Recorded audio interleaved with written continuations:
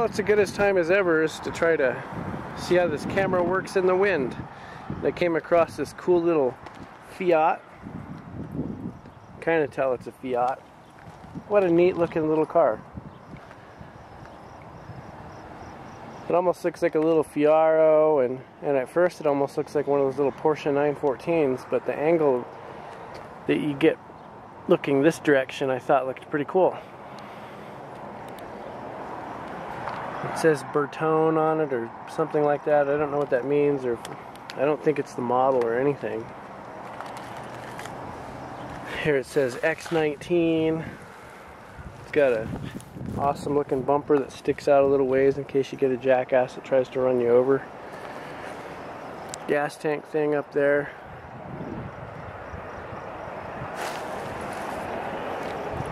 You totally sit on the floor when you're sitting in this little thing. What I thought was really cool about it is that it's got a little light right here that says slow down on it. Don't quite understand that, but it's still kind of cool.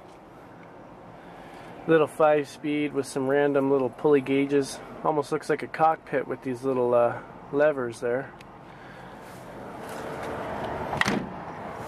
Not going to really pop the hood because it's definitely not my car. It's just sitting here at this little lot, but I thought that was a cool little car. If anybody knows anything about it, I'd love to get comments.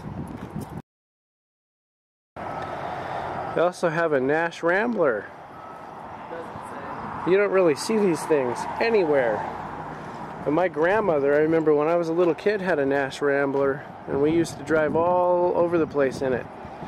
And then when she finally did get rid of it, we took it to a junkyard. And this was, of course, back in the mid to late 80s when it probably really was junk, but I just imagine if you have it sitting around somewhere now that it might be worth something if you fixed it up. Awesome old Rambler, and they want $995 for it. Real chrome bumpers, all metal. They don't make them like this anymore.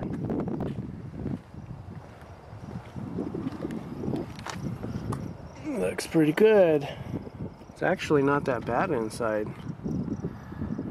Probably the worst is the fact that the seat thing's ripping. You got the stuffing coming out.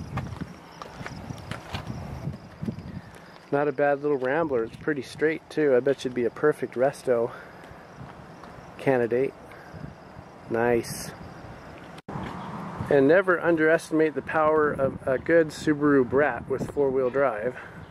Granted, this one's been around the block a couple times. I guess that's a spare trunk or something.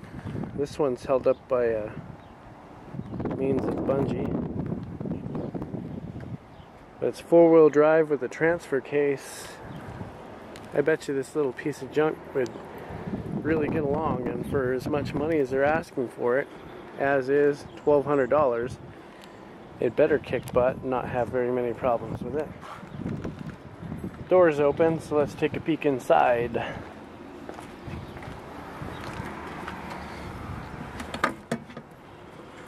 Now you get to turn it. How cool.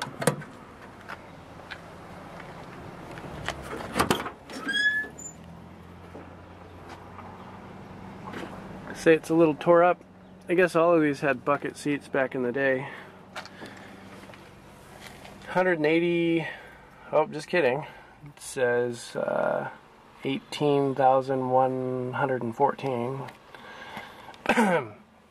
Probably 218,000 on it. With a little transfer case down there with a missing knob. It seems like 1,200 bucks is a little too much, but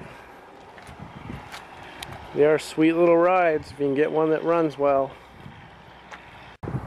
And if anybody ever wondered, my very first car was a 1977 Datsun 280Z. There's a cool looking little 280Z right there. To me, those will always be one of the coolest looking cars ever, and they're really zippy. The inline 6-cylinder. Had a blast with that car when I was 16.